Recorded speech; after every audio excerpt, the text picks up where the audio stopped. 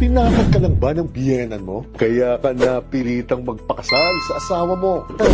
Magkapit mag-usap muna tayo.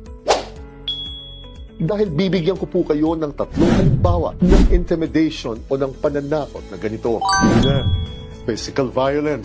Kapag pinakasalan po ninyo ang asawa ninyo at napilitan lang po kayong gawin ito dahil tinakot po kayong papatayin o sasaktan kayo o ang mga mahal sa buhay ninyo. Kung hindi po ninyo gagawin ito, considered as voidable po ang kasal ninyo. Mayroon po kayong 5 taon mula nang nawala ang pananakot na ito upang ipawalang bisa na ang kasal ninyo.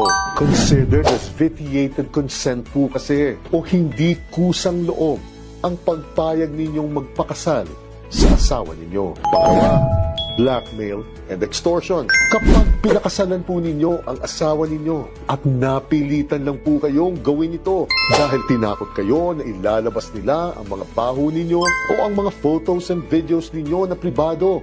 Kung hindi po ninyo gagawin ito, considered po as voidable ang kasal ninyo at mayroon po kayong 5 taon mula nang mawala ang pananakot na ito upang ipawalang bisa ang kasal ninyong ito. Dahil considered din po as vitiated consent o hindi po kusang loob ang pagpayag ninyo na magpakasal sa asawa ninyo. At ang pangatlo po ay malicious prosecution. Kapag pinakasalan po ninyo ang asawa ninyo at napilitan lang po kayong gawin ito dahil tinakot pong kakasuhan kayo at ipapaaresto. Kung hindi po ninyo gagawin ito, considered po as voidable rin ang kasal ninyong ito.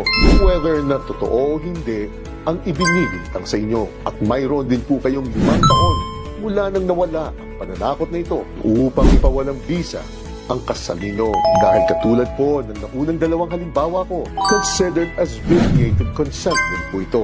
Ganito po kahalaga na dapat kusang loob ang pagpapakasal ninyo sa bansang ito. At ito rin po ang dahilan kung bakit may tani na 5 taon na ang mga patakaran pagdating dito. Dahil kapag lumagpas na po ang 5 taon at hindi nyo pa rin ipinapaanal ang kasal ninyo, ina-assume na po ng batas na napamahal na kayo sa asawa ninyo. GM.